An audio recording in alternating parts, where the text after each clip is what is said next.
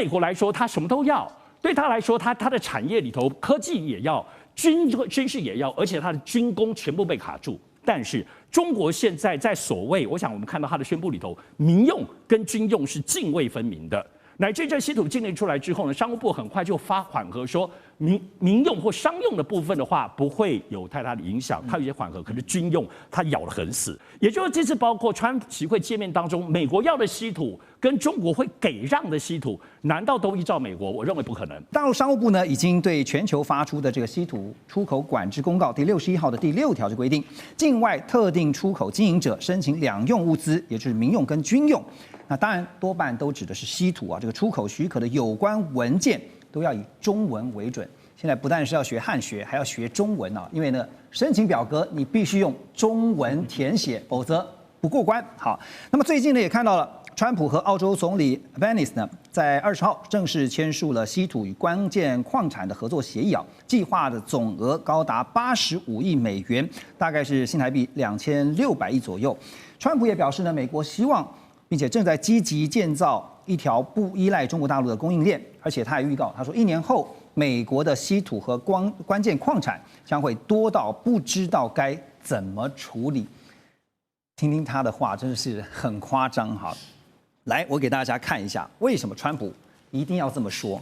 这个是2024年全球稀土量跟冶炼能力的对比啊，你可以发现呢，在2024年产量全球占比啊，中国大陆的稀土全球占比是70%，美国12%，那澳洲呢，就刚刚提到的啊，跟美国来签署协议的，这全球是3.4%，加起来也差不多是15%而已，跟中国大陆的70%还是差很远的。另外就是缅甸了。好，另外呢就是半导体啊，因为我们常讲说稀土其实在半导体方面非常重要，在整个供应链你也可以看到是中国大陆的占比呢，大概都是超过了50%，甚至是6-7成以上。好，那更重要的是这个，来晶片制程。当中稀土应用的流程啊，包括矽晶片，包括前工程、后工程啊，这相关的工序哈，其实跟稀土的冶炼过程很有关系。现在看到了说，美国找了澳洲来合作，但是稀土的关键在于精炼造成的环保问题，这个部分我想问的是，澳洲会帮忙解决吗？这个问题是澳洲有能力解决吗？想也不一定有能力。其实刚刚在何荣我们看到这些资料里头还蛮重要的，不只是这个比例，其实还包括了刚刚讲这里头非常非常关键，对于军用，对于包括半导体非常关键的重稀土的提炼，因为非常非常难。因为它的提炼是包括它跟氧化跟这些矿物结合在一起，因为它是副金属，也往往会跟主金属。我们比如说先前需要的一些重要的这个所谓的这个稀土材料，它是要在提炼铝的过程里头顺道提炼出来，所以它其实很复杂。川普会讲这话，就表明他真的不太懂稀土，或他装也可能装。对于稀土产业的这个技术的难度是如何的难？如果这么容易，其实美国是现在才知道稀土的问题吗？不知道，已经很久了。拜登时代就知道，为什么没有办法攻破？而且美国政府过去也不愿意自己拿钱来投资，是叫大家来投资。但是现在终于啦，还是有点突破。美国国防部已经正式的出钱投资了 Material AP， 是现在来讲是美国最大的这个稀土有提炼能力的，但是还没有到能够提炼重稀土。包括不只是刚刚澳洲，我自己比较关注的是现在他就紧盯着巴基斯坦的合作，因为巴基斯坦也提炼稀土，据说目前除了中国之外，拥有中国可能有最好的技术提炼能力的部分就是巴基斯坦。所以最近美国为什么把印度踢到一边，很大的原因其实是为了稀土啊。所以在这个描述过程里头，我觉得它的最大关键还是要看现在中美对于稀土战这件事情不太一样。以美国来说，它什么都要，对他来说，它的产业里头科技也要。军事也要，而且它的军工全部被卡住。但是中国现在在所谓，我想我们看到它的宣布里头，民用跟军用是泾渭分明的。乃至这稀土禁令出来之后呢，商务部很快就发缓和说，民用或商用的部分的话不会有太大的影响，它有些缓和。可是军用它咬得很死，也就是说中美两国对于军用民用是两个不同的圈圈。交集起来的，比如说川普要的，美国政府要的是全部都包括。可是中国来讲，军用是切开的，也就是这次包括川习会见面当中，美国要的稀土跟中国会给让的稀土，难道都依照美国？我认为不可能。对，而且我要知道，在稀土政策这件事情当中，中国不是准备你这次美国骂骂我才准备好。中国已经准备了多长？我认为超过10年以上的时间，包括研究如何对抗美国战略。所以在这出来的部分是对全世界震惊四座的，真的是定海神针和孙悟空的那一根。所以现在丢出来之后，也影响到整个欧盟，包括这些安氏半导体的部分，会触动有关于包括对荷兰的这里头就稀土。也就是说，这点不只是美国哟。中国大陆现在拿出来，除了美国，还有包括欧洲针对性的荷兰，以及会不会影响整个欧盟对于半导体结合起来，跟中国大陆造成制裁？美国制裁，欧盟制裁一个半导体，那中国有准备好用稀土这件事跟全世界为敌吗？对，我觉得这里后面还有很多战略思考，也会影响到美国的思考。相较之下，美国的需要其实是比较单纯、比较直接的，就给我。可是中国在用稀土政策后面的调整当中，你说只是迁就川习会这么表层的东西吗？没有，更深入、更层次，包括欧盟全部的策略。我甚至认为中国大陆都已经思考准备好了。对，因为稀土本身是一个根源的问题啊，就是说我们讲说美中的科技争霸，其实关键材料，尤其是稀土是非常重要的啊。那当然，这个除了稀土以外呢，会不会谈大豆？一定也会谈啊。最近也看到说，南华早报也报道说，美国的一个航运公司啊 ，Mason， 那他们的一艘这个货轮呢，叫曼努凯号，13号抵达了大陆宁波，在中方特别港务费生效当天就进行卸货，结果就被收取了446万人民币的费用这个大概是62万7千，将近8000的美元啊。那么业内普遍认为呢，这是中方特别港务费生效之后第一个被处罚的案例。而《纽约时报》中文网则报道说呢，目前有将近700种的美国药品至少使用1种只在中国大陆生产的化学原料。那最新的数据在中方这边海关总署也公布了，今年9月份呢，中国大陆从美国进口的大豆数量从去年同期170万吨，现在完全归零。9月份大豆进口总量是攀升到1287万吨现在呢，不跟美国买，那跟谁买呢？包括像是南美洲的巴西跟阿根廷都成为中国大豆的新采购来源。所以接下来大家看的是，因为我刚刚提到了，包括药品所以大豆之后，现在包括像药品跟化学材料，会不会成为另外一个新的战场？吴岳老师，您的观察？我想，像美中如果双方谈不定，当然从稀土到农产品，到有关于化学的我们所讲的原物料这个部分，都一定会成为重点。稀土其实开采并不难，稀土的关键在于说它的精炼是比较困难的。那这90%的精炼都是由在中国大陆来精炼，就算其他国家开采，你也必须要送到中国。澳洲也是精炼一样。那第二个，现在中国在很多的做法上也在学美国，就长臂的管辖权。所以你看它稀土，重点又不是中文的问题。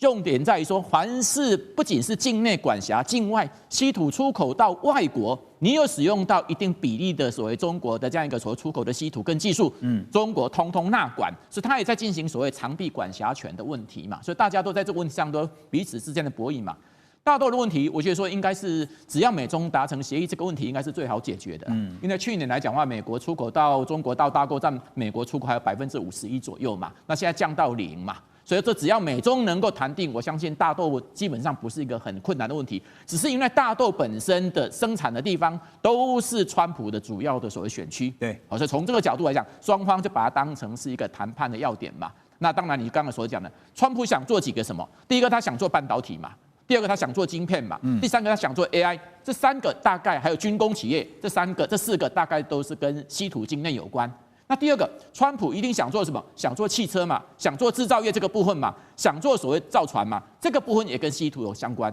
那第三个，川普想做什么？川普一定想做有关于医药这个部分嘛。是。那医药这个部分当然原物料会有相关嘛。所以美中这个部分，它的所谓全面性的这样一个博弈，它目前为止仍然还在博弈持续当中。双方都是累积实力，而且双方都已经去运用到长臂管辖的部分了。那双方也大概都知道说，这个东西都是主轴。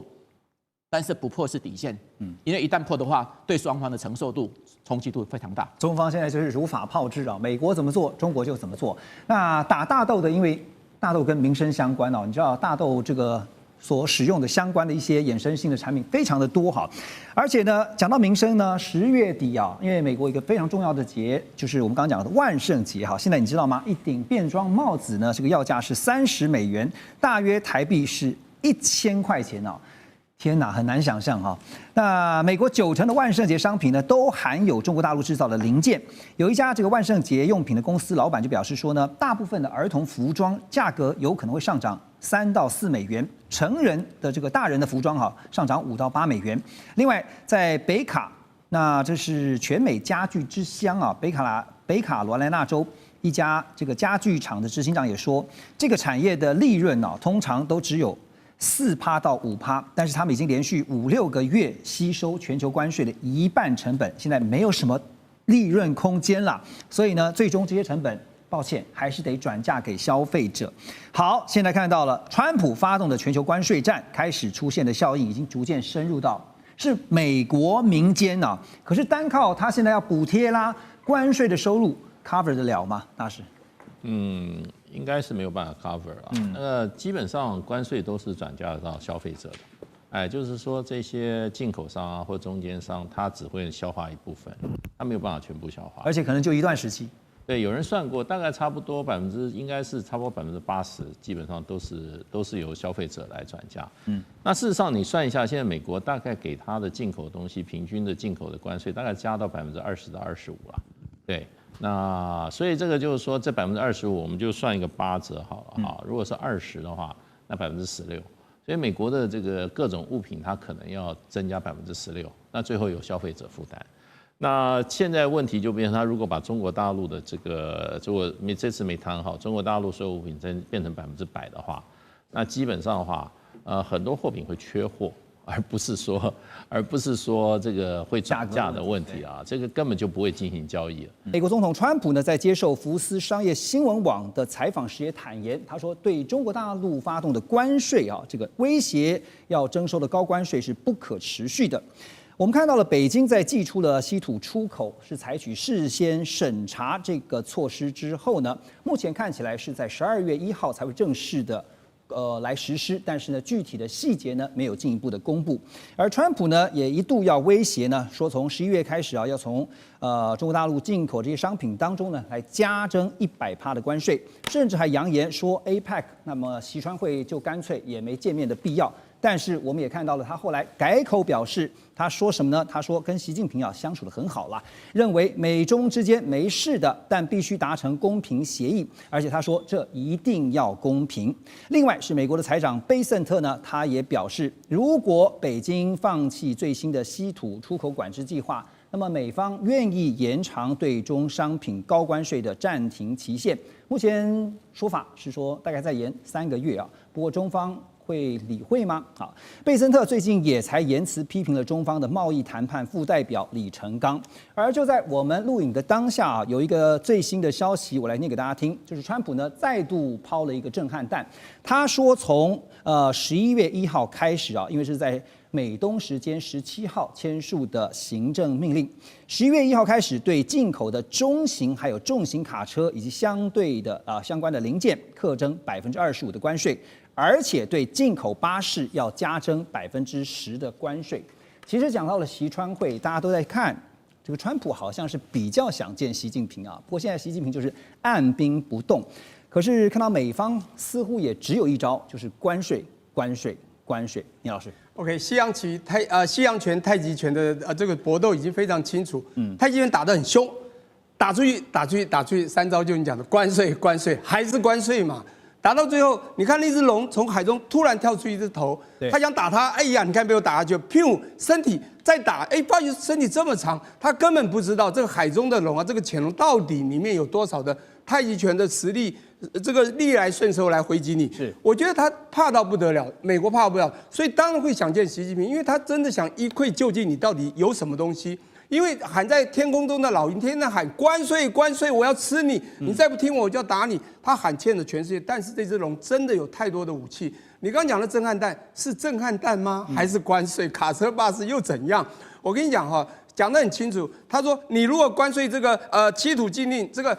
他的62公报本，你这个严管主审都给我放弃，我才不科你，才再给你延3个月。第一个延3个月没有意义，第二个100%也没有意义。大家去想一下，曾经都145%了。我现在在重点，美国其实慌，但是其实中国也是慌了，才在10月9号丢出这才叫震撼弹，就是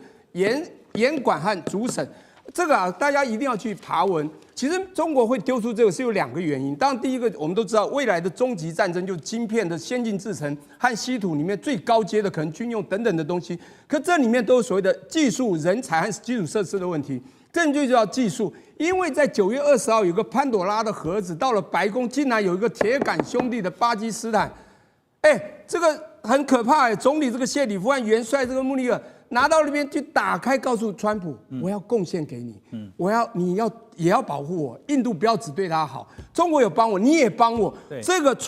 严重出卖中国，使得中国害怕这个技术会出去，因为这技术里面有所谓的氟碳、锡矿以及毒巨石等等的。我必须说明，这是最主要的原因。这个巴基斯坦作为一个很大的豪赌必输，但我要讲的是，那美国怎么办？中国当寄出来以后，刚好师出有名嘛。如果不是这件事，他师出无名，他随便打，还真的中到了贝森特讲的，他在敌对全世界，要毁坏全世界，其实完全师出有名啊。老师也看到是中方寄出的，像是美方先前对中方所实施的这个常备管辖哈。那但现在就想说 ，APEC 到底见面有这么重要吗？见面如果真的能够有实质的效果，那就算了嘛。你怎么看？我跟你讲 ，APEC 他们一定会想见面，是川普想见面。我们就可以想一下，2013年呢，美国 shutdown 19天，其中在10月5号到7号，在印尼巴厘岛开了一个很重要的 APEC 第21次会议，亚太经合会议。讲不好听一点，全世界21个国家就是要稳定亚太的金融，当然也影响到整个国际经济。现在这个问题就是国际间经济这个亚太金融都不是最重点，就是中美贸易战。各位啊，当时奥巴马也要跟习近平刚上任的2003要见面，那是奥巴马第2任期。各位如果回想，当然这是过去式了。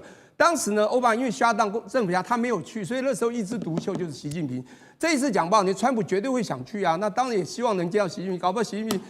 我当然不可能，但是也搞不好就不过去，然后让你一个表现。当然这个会议太重要，习近平还是会去，应该会见面，也会谈，但是谈不出东西，因为中国在后面的整个智囊团的策略在设计的时候，他们还有其他招式要出，因为这时候他已经烧赢了，他要乘胜追击，步步为营，要让美国真的赢不下去。所以 Ross 也觉得习川会见上一面吧？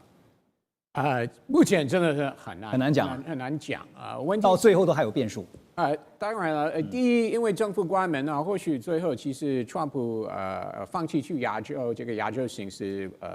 还是有可能，那是真的。理由是要先处理内部。但是另外是如果他们没有足够时间来准备，那中方一定会拒绝啊。川普的想法态度个性又不一样，你给他一天几个小时准备时间，他应该会说 OK 没有问题，我还是给1对1跟习近平见面。但是中方这方面是比较谨慎、比较保守，所以他就是习近平本人或他们俩，他们一定会需要几个礼拜准备的时间，所以我们真的是快来不及了。所以你觉得中方打出稀土牌是有效的吗？快答。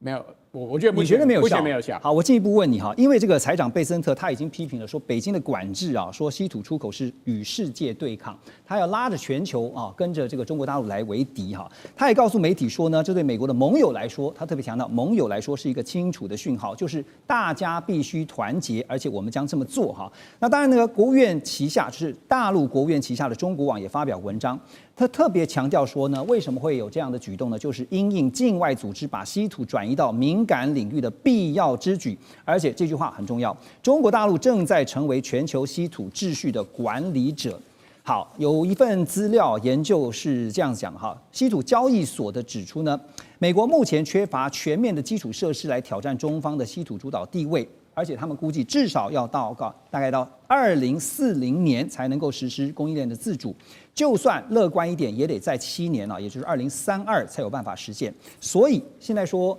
为了这个关税，美方大概有筹码打关税战，但是没有筹码打稀土战要团结网友怎么做？目前就是我觉得最大的问题不是中国可以设这些关税，问题是中国的相关业者还是要赚钱。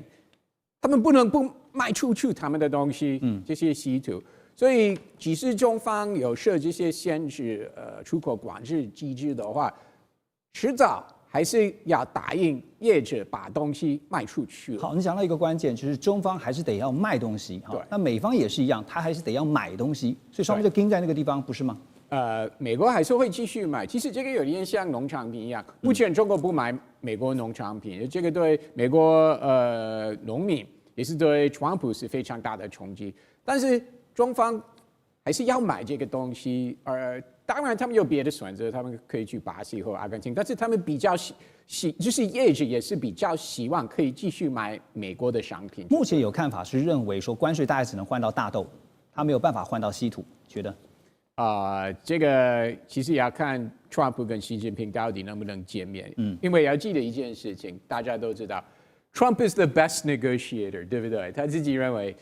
什么谈判，我是谈判王，对不对？只要是有机会进行谈判的话，对，什么都可以交换，达成共识。那你怎么看稀土本身存在的一个结构性的问题啊？因为我们说这个现在中方长期会把稀土作为一个长期的战略哈，那让美方因为一遇到稀土就立场软化哈，所以面对这个问题，你觉得美国有什么样的对策？因为我们看到美国现在也是结合澳洲，它有相关的一些稀土的策略，可是精炼的部分，就是精炼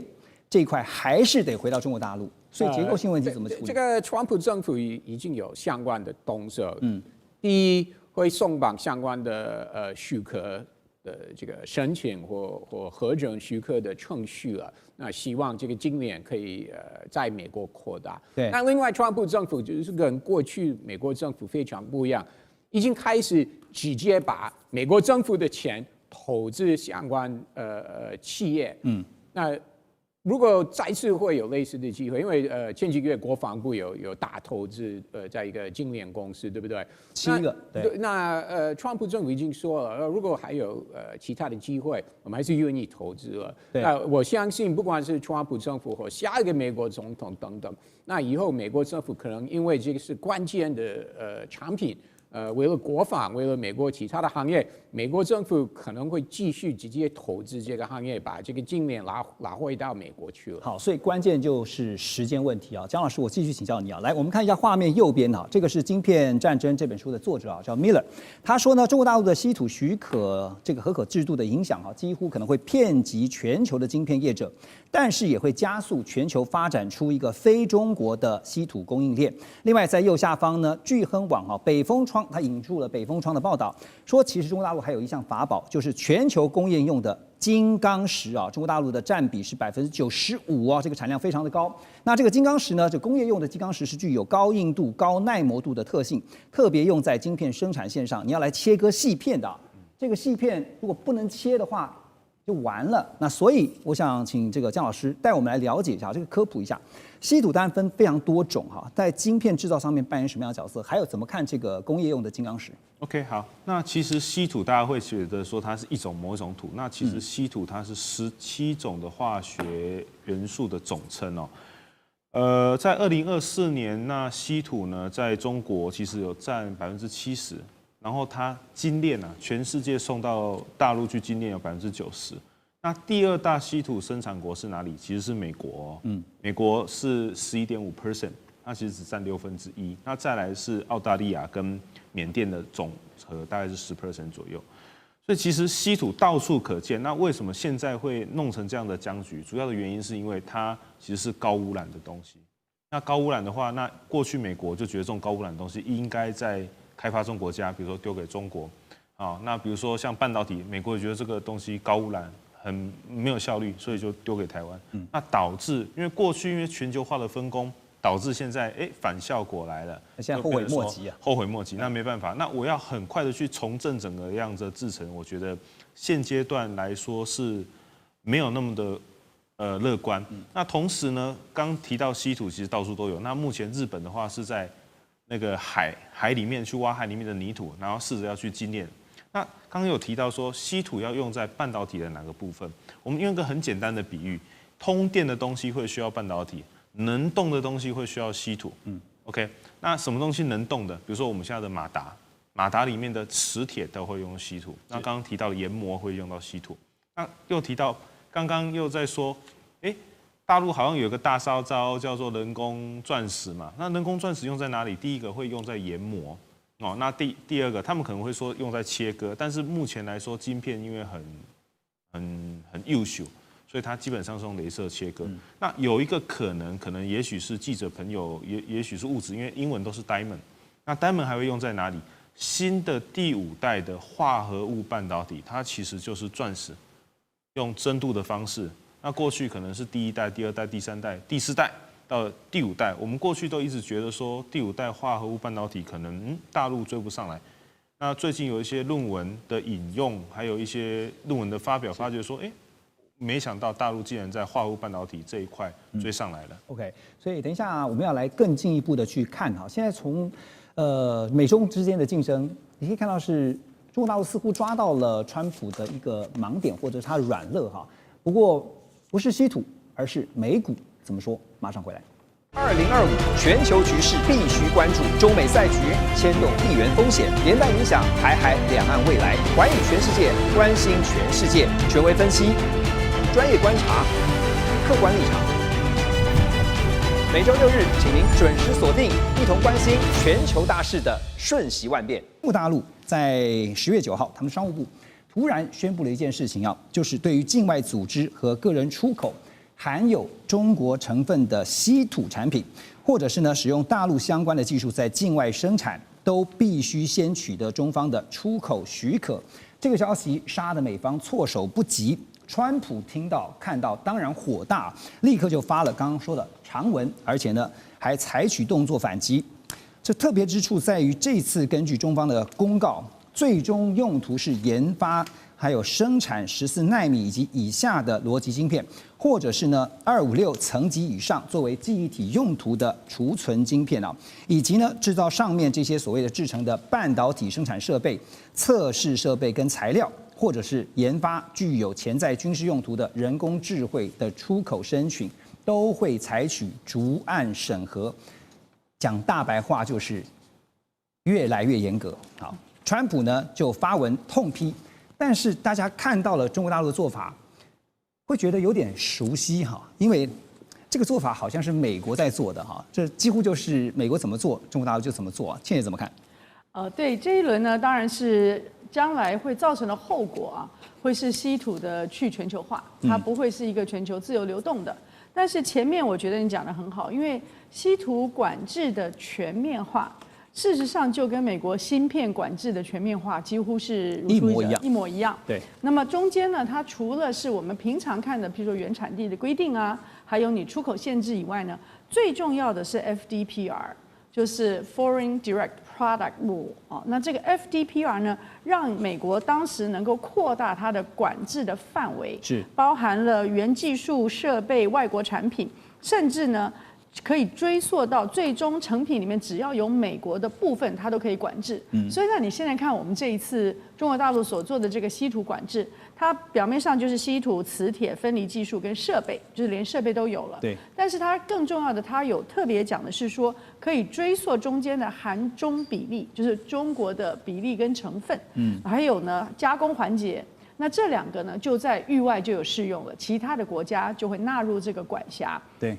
所以，如果我们像你刚刚讲的，我们回溯一下呢，我认为中国大陆大部分都是在做的工作是叫做反制，就是当初你用晶片卡脖子的时候，我用这个来回击。那光是最近一段日子你所看到的，美国要增加关税的同一时间，美国的股市就大跌了。因为大家都知道呢，如果按照这个方向继续走的话，是美国的企业会丧失中国的市场，是所以说对于美国企业的影响是非常大。但之前还是有很多东西譬如说14号就要开始的港口税，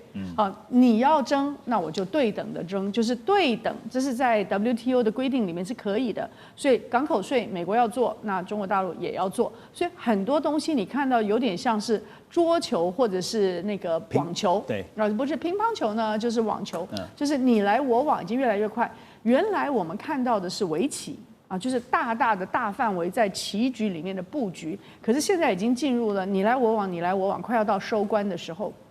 所以第一个就是14号的港口。那另外呢，同一时间你有看到说最重要的铁矿可以不用美元结算。那么如果说很多的重要原材料、原物料不用美元结算，那当然在美元结算的这个世界里面呢，它的掌控力就会减少。今天中国大陆跟美国的交易只有10%了，对，可是其他的国家跟美元还有很大的交易。所以说，不用美元结算这件事情，我觉得也是一个 domino， 就是多米诺的骨牌，它有一个骨牌效应，接下来会产生效应哈，就会产生效应。如果澳洲可以，那别的国家为什么不可以？好，那另外还有譬如说，光是在稀土这个地方，美国运用澳洲跟马来西亚一直做了很多的布局，可是中国大陆马上就跟进了，所以中国大陆现在跟安华也在马来西亚布局，所以你在每一个场域中间都是你来我往，而且非常快了。从中国大陆的角度来思考的话，为什么比照办理是不行的哈？对啊，因为你卡我晶片，我不能够卡你的稀土嘛。对，所以我把它称为稀土管制芯片化啊，就是说美国芯片用的这些方式或者是晶片啊芯片。那么现在呢，中国大陆就是用来做稀土，主要的原则就是 FDPR。这 FDPR 一旦做下去了以后，它可以扩大它的管制范围，就好像现在在所有的芯片中间，从原材料、从光科技、从每一项都在美国的管制范围中，甚至呢，你包含了用了美国的技术。那现在中国大陆在稀土这边有说，如果是韩中的比例或者是加工环节，也是在管制范围之内，所以。在美国的智库都说哦，你把稀土武器化，但是我觉得我们应该要考虑到，全世界先把贸易武器化的是哪一个国家呢？对，而且从川普的发文呢，在发文之后，其实也看到美股接近周末的时候呢，出现了大跌哈。我看道琼就跌了超过500点啊。现在大家在看的是说，下个礼拜会不会继续的受到这个事件的影响？可是还要请教您哈，现在川普已经警告了，我就是要祭出加征100%的关税，大陆会比照办理吗？您觉得？不需要比照办理，因为这世界上的战场非常多。我们今天都还没讲呢，委内瑞拉难道不是一个战场吗？在委内瑞拉被美国全力的卡死的时候，它现有的政权被卡死的时候，委内瑞拉它的石油出口、它的其他大宗物资也是跟中国大陆做了很长的交易，甚至其他的国家未来也有可能用物交易、用 barter 的方式。所以呢，它不需要直接在同一个战场上你来我往。但是你有你的叫做什么过桥梯吧，那我也有我的工具，所以说中国大陆的工具非常非常的多，而且今天我们也看到它的战略的定力非常的大，是有点像是我今天抄了一下啊，是他强任他强，清风拂山岗；他横任他横，明月照大江。你要怎么样去强横的要去主导秩序的时候，我有我其他的战场。在其他的战场上，有你没有办法绕过去的这些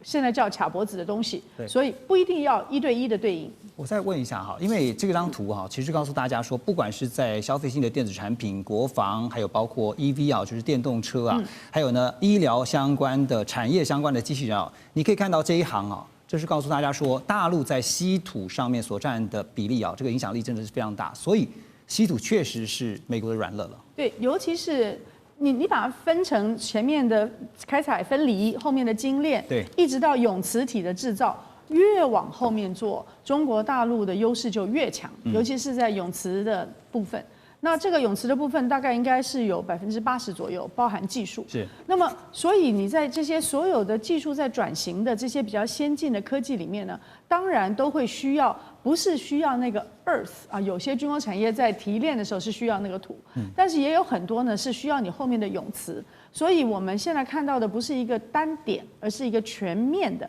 在未来转型中间的一个关键原材料。这难道不是跟晶片非常像吗？全面的白热战开始啊，这个白刃哈，就是你捅我，我就捅你哈。但是现在大家关注的就是 APEC， 马上在10月底在南韩要举行。川普现在最新的说法哈是说，本来在发文我们看到说，他说应该是没有见面的必要哈。可是呢，最新现在接受访问的时候呢，川普又说没有啦，没有取消川习会哈。你可以看他变来变去，变，怎么看？的确是变来变去了啊。我觉得重点是他川普最后会不会去参加？你觉得他？因为不久前有新闻说他或许不去，或者他只有在前一天的晚上年会出现，但是正式的会议不参加。所以南韩灰头土脸啊。所以其实我们不知道他到底会不会去，而且本来要去马来西亚，对不对？然后后来有新闻说，除非泰国跟柬埔寨在旁边，在他的见证之下签和平协议，他也不去了。对不对？他告诉大家，我不是随便出场的。所以，其实说实在，我们今天真的不知道他到底有什么计划。但是我只能说，如果最后他还是去参加 APEC 的话，那只要习近平在场的话，他们就会见面。那你觉得习川两人哈，就中美在这一次的元首会，如果真的能够会上一会的话，双方各自想要谈到的目标是什么？对川普来说，从他今年1月底上来到现在，他看中国中美关系，他一直以来都是把 focus 焦点放在贸易这方面，先买大豆噻。对，他没有谈到其他的过去议题，比如说台海，他自己没有谈，对不对？香港、西藏、人权这些议题，川普都今年都没有提这些问题，而且国务卿Rubio 也很少提这些议题，是偶尔有，但是不像以前那个 Mike Pompeo 当国务卿的时候那么常提到相关议题了，所以 Trump 都是把 focus 在贸易方面。所以如果他跟习近平见面的话，在 APEC 旁边见面的话，Trump 只会想谈贸易，其他的议题不管是中东、乌俄战争等等，Trump 根本不想跟习近平谈这些议题，只想谈贸易。但中方不可能你想谈什么就谈什么。当然了，如果见面的话，中方至少除了贸易之外，也会提到台湾，这个大家都知道。那除了台湾以外呢，还有其他的？或许会提到中东，要看到时候情况是如何，这个天空会不会维持。好。那现在呢，我们看到大陆商务部寄出这个新一轮的稀土管制措施之后，确实真的是杀得美方措手不及啊！你可以看到这个。川普真的是气急败坏不然的话不会，你很少看到川普发文发这么长的漏等的吧？其实我觉得他昨天美国时间那么生气的话，是因为他以为全球的 focus 都是在伊哈停火，没想到当天中国会先抢新闻，然后抢国际新闻，再加上诺贝尔和平奖没拿到但是他早知道拿到的可能性是不大了。那聂老师我要请教您的就是说，因为大陆股市在周末之前，因为这个稀土管制的政策出炉之后那么对于这个3大稀土巨头就是中国北方稀土的股价看到是上涨9%，盛和资源控股公司是上涨7%，金利永磁呢是超过了12%，所以呢。未来如果在实施了这个严密的稀土管制之后要想的一件事情是说找买家的事情，完全靠内需市场够吗？够了，我跟你讲，这样讲好了。我当然答案这是先讲肯定的，我先讲投资人是聪明的嘛，他们为什么会一下子让中国北方这个盛和资源以及这个这个所谓的金利这个永磁能够涨这么多，而反而这个西方市场这个股票大跌，非常清楚，他们知道。这个不是问题，而且会推动他们稀土的未来更好的愿景。对，我先讲一下，实际上你刚刚讲这非常熟悉，有没有？你要知道，在2019年、18到19年13轮的川1.0谈判，美国压着中国的脖子这样子走，中间最严重是在1月到6月有7次谈判都谈不成，到最后他们真的是毛起来了，讲了一些重话。就拜登接去，在川普2.0之后，实际上他要丢关税之前，中国就讲了一个更狠的话，他说：“我知道你要打仗嘛，对不对？不管什么样战争，你货币战什么贸易战，什么战都可以，甚至各式的战争，我们奉陪到底。”记得这句话，这4个字实际上他们隐含的就是说，你要怎么做，我们就 like for like， 以牙还牙。所以你说熟不熟悉？当然熟悉啊！华为清单在2009年不是3次波清单吗？对，把你封锁到所有的出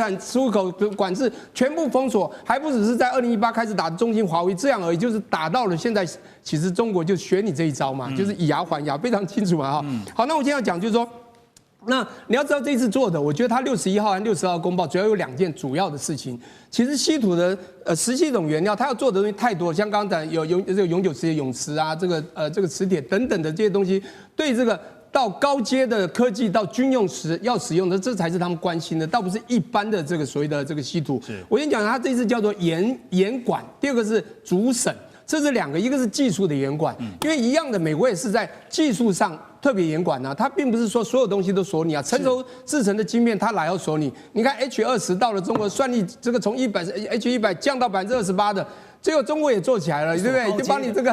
个黄仁辉的 NVIDIA 都打回去了，有没有？你自己看这个 RNT 这个Pro 6000不是也都打回去？比方中国在成熟制程，甚至再高一点，接近到先进制程，他们自己都做得到，一样的道理。对。稀土我先讲一下，第2个叫主审，就是它的内容。其实我觉得你看一个人真的要聪明的话，第一个 IQ 要够高嘛，你的 AI 我们讲机器人 AI 这个脑要够好，越好就是越细的纳米精度越小，在越小的地方容越多的，又14纳米以下的东西，它是审这个东西。第二个记忆要好嘛，对不对？你聪明但记忆力不好也不行，所以它的 memory 它的层次要在256以上，就主审、严审这个是审这个。那最重要的是这个东西如果用到了军事更可怕，所以为什么你知道终极战争最后可能真的打起来就是比武力是打军事？可是我觉得现在终极战就是稀土和这个所谓的晶片的终极战争。我先拉回到最后一个你问的这个问题，我跟你讲啊，稀土跟晶片一样有高阶、低阶，晶片有所谓的先进制程、成熟制程。你知道这里面太多东西了。现在最重要的是全世界的储量哈，这个1.2亿的储量4400万吨在中国，它占37%。产量呢，它27万吨，是比美国4万5千吨要多6倍。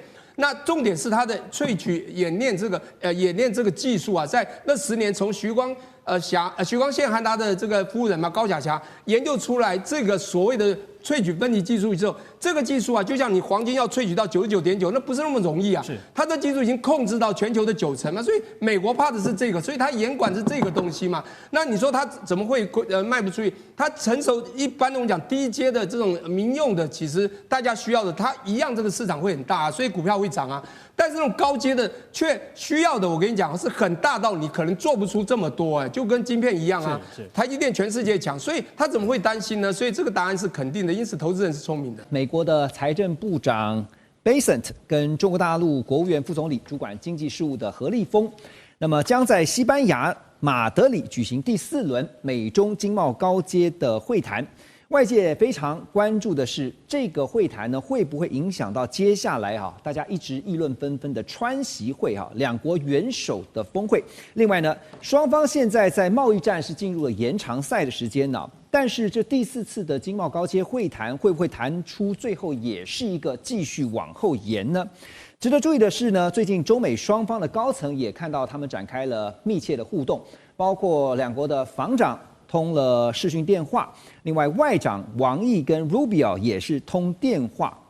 都在营造一种似乎想要管控冲突的这种和缓的氛围。但是回到谈判桌上，但最后还是得谈啊。那么要谈就得要有筹码。我们来看看在画面当中，我们提供给大家美中双方现在各自握有的谈判筹码有哪些呢？比如在画面正中央，你可以看到这个美国的筹码呢，像是晶片出口管制，这个管制要不要再加严呢？还有呢，就是 TikTok 的禁令现在还握在手上。另外就是芬太尼的议题，会不会因此而加征关税？中国大陆当然也不是吃素的现在包括了稀土出口的管制，还有就是 TikTok 也是相对来说的筹码，还有就是我们不断在这几周告诉大家的大豆。这个也是一个非常强的一张牌，所以大使您看到中美双方现在都在玩牌，我们都说他们都有 cards， 您怎么看他们各自手上的 cards 还有发挥的效力？cards 就是说，事实上的话，双方都可以手上掌握卡对方脖子的很多工具都不止一项。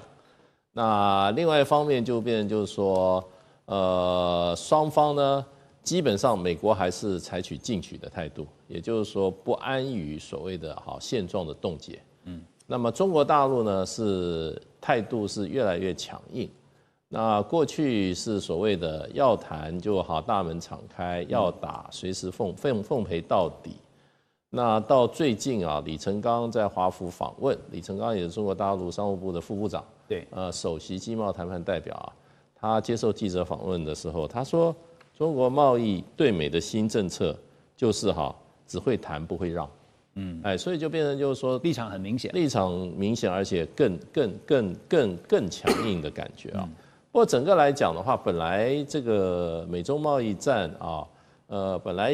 都已经开打了嘛，当双方互加到145、125这样子的高度的时候，接下来这日内瓦会谈、伦敦会谈。5月日内瓦会谈，6月伦敦会谈，7月斯德哥尔摩会谈，那基本上双方关系已经稳定了。那么7月的斯德哥尔摩会谈那么达到的这个协议就是说，双方的经贸的措施暂定措施延续到11月底延续到11月初，对，这个中间就不再谈，不再有变化了。起码双方不满意，可是过去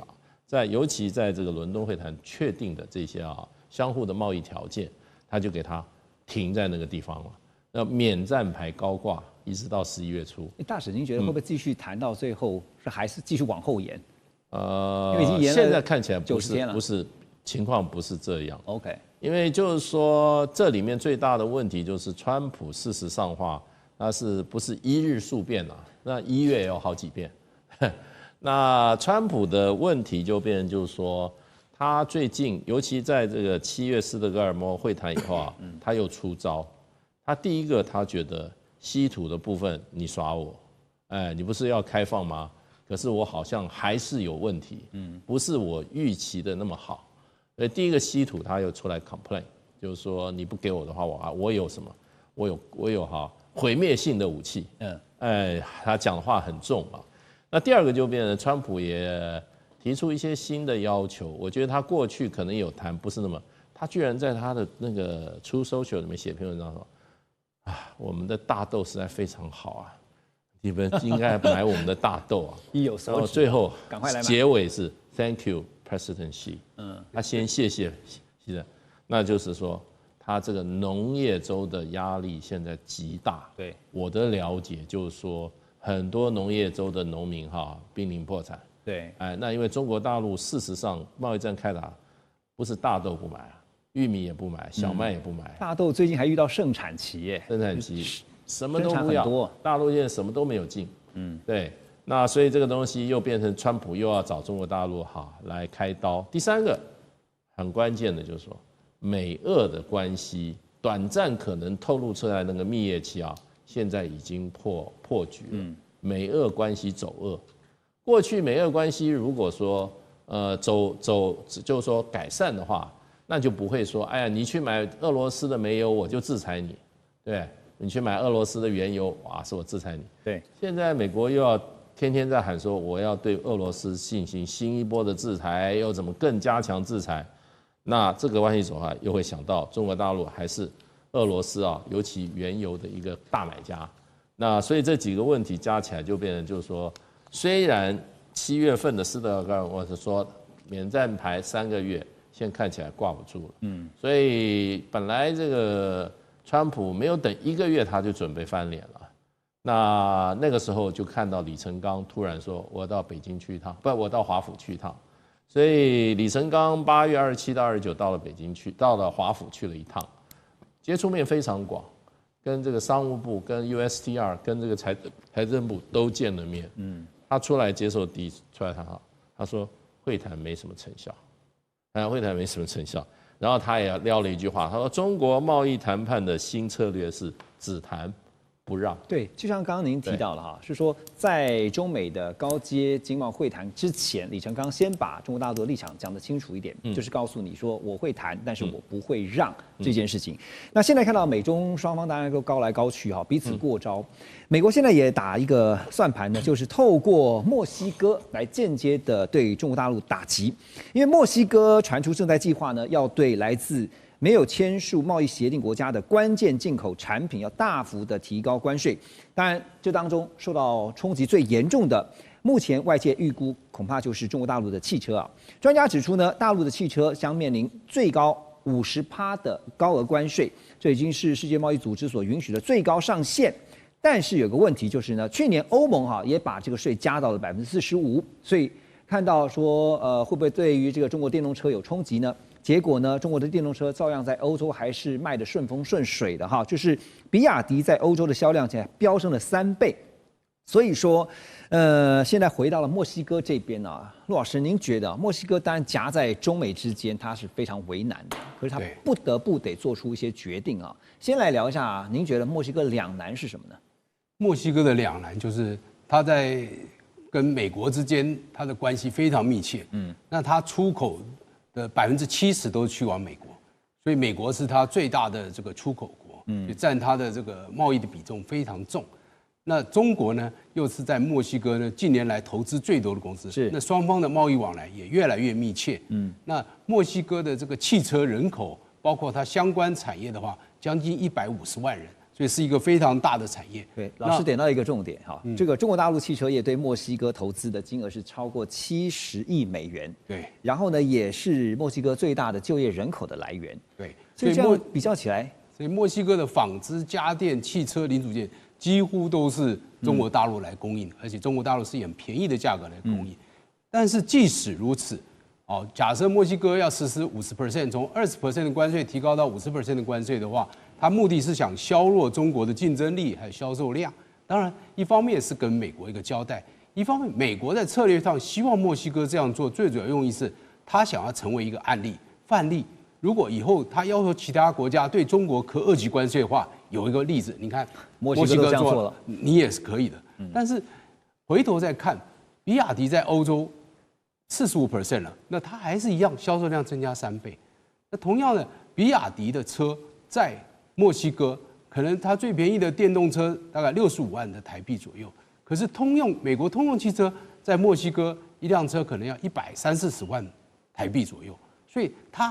比亚迪还是有竞争力，即使磕了50%，对中国的电动车来讲，应该那个冲击是没有那么大。但中国考虑到就是同样是美国的策略，就美国如果这样二级制裁策略如果成功，其他国家仿效的话怎么样？所以中国必须思考的说，那我要不要反制？我要不要有所因应？这就是中国现在在思考了。北京现在已经放话说，他们一定会提出反制啊。对，您觉得他可能会用什么样的方式来做反制？我觉得，因为墨西哥跟中国目前的贸易关系非常紧密，那它的汽车零组件都是来自于这个中国。如果它去涨价的话，那墨西哥也有可能成为受害者。所以中国一定会跟墨西哥来谈，你这样对你的通膨、国内的物价通膨说不定会有影响哦。你汽车销售金额提高，这样对你好吗？我相信中国一定会这样。如果或者中国呢，也会可能会选择，就是说墨西哥比较依赖中国的这个产业来做一个制裁，来作为一个因应。否则，如果任何一个国家都对中国做2级制裁的话，那中国可能没有办法承受这样的一个结果。那有没有一种可能，就是现在是喊到50%啊？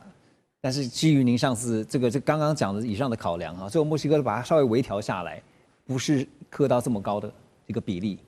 但是又对美国有交代。我想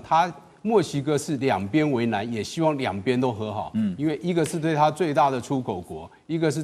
可能最大的这个贸易国，所以他希望两边都好。那如果在这样情况之下，如果墨西哥真的要磕50% 的话，那他说不定会在其他方面有所补偿，来做一个交换。我觉得墨西哥在策略上它是非常灵活的。对，就是在决定这么做之后，要考虑的是要付上的代价是多大哈？那当然，这个全球的关税大战呢，现在看到就是中美两强彼此的过招啊。不过数据上面确实看到一些很现实的情形，就是美国呢来看，美国8月份的通膨啊再度的升温，因为8月份的 CPI 这个通膨指数呢是2.9%。虽然说是符合市场预期，但是创下了7个月以来的最大升幅，而首次申领失业救济逼近4年的高点。耶鲁大学的报告甚至估计说，新关税政策会让美国在2026明年会多出87.5万的贫穷人口。但看一下中国大陆的总出口啊，最近这一阵子呢逆势成长6%，尤其是对非洲、东协跟欧洲都在扩张。所以从数据上面来看，目前为止中美的贸易战现阶段似乎是可以说是中国占上风吗？我们怎么观察这些数据背后的意义？杨老师，我在想其实这个美中两国的一个我觉得一个围堵对抗，包括博弈充其量呢，其实在经济层面上就是凸显的现在这个所谓的贸易战那实际上我就长期看起来呢，其实美国应该是比较能够占到上风因为短期之内其实我知道这个商人这个伤敌1000自损800嘛那但是长期来看，它是美国还是比较优势因为我在想说，美国之所以川普要推行他的这个关税的一个新政那来自于当然他要重振他的制造跟他的这个就业的长期布局对，因为毕竟呢这个全球化之后，那美国呢包括人物金情报就慢慢的往中国去移动那造成这个美国的一个产业空洞。那因此，它如果透过这个关税呢，当然能够让这个产业来回流那而且这个国内的一个生产，当然价格是比较有这个所谓竞争力那至于这个它现在除此之外呢，我们其实考虑到这个所谓的这个关税新政他在乎的不是所谓的一个经济，那到底他的贸易怎么样？他另外一个成本考量或一个算计呢，是认为透过这个关税新政呢，来笼络甚至来控制呢其他从他盟国跟非盟国，尤其像日本、台湾，我们就看得很清楚就是说，我是以所谓的这个一个利益外交那当然他能得到一些好处那所以看起来呢，虽然短期内可能很多国家，包括盟国跟非盟国，可能对他有意见，但实际上对美国，川普是得利的那至于中国呢，现在看起来呢，由于这美国一旦这个推行这个新政，甚至做一个更进一步的经济围堵的话，那现在中国呢，它面临几个问题当然就是我们知道这个三头马车的一个失控那第一个当然就是真的外资，第二个它的内需，第三个它的出口三头马车一旦现在情况不是很理想而且甚至有经济下滑包括我们知道它的房地产的一个泡沫包括它的一个失业人口包括它等等一些就业率的一个下滑等等，那当然中国现在此刻处在的呢是比较一个不利而且是下风的一个角色那所以我们最后来讲到一个长期的一个较量来看因为美国呢它毕竟现在是一超多强的一个超级大国那所以它有一个政策的一个调整而跟它国内韧性的优势，因为譬如它可以更灵活的运用它的货币政策，不停的印美金然后还有完整的一个社会链、供应链跟它的经济链所以它比较能控制整一个经济的脉动那相对的呢，如果中国呢不能提升这个内需，包括这样让三头马车能够赶快活络起来，那显而易见的呢，这个中国就会慢慢的处于劣势所以我说整个长期看起来就是需要这个就我们的观察，而且我觉得川普呢，最后还是会得到占到上风。中美两个大国其实现在都在比谁的底气足那么谁能够撑得久的话，当然就有更厚实的这个筹码。我刚刚也看到说，像是中国大陆虽然说在美国的关税战之下，它的出口受到影响，可是你可以看到说，像刚刚我们提到的非洲啦、东协跟欧洲的出口量都还在扩张当然这也是跟美国能够叫板的其中一个重要的原因。2025全球局势必须关注，中美赛局牵动地缘风险，连带影响台海两岸未来。寰宇全世界，关心全世界，权威分析，专业观察，客观立场。每周6日，请您准时锁定，一同关心全球大事的瞬息万变。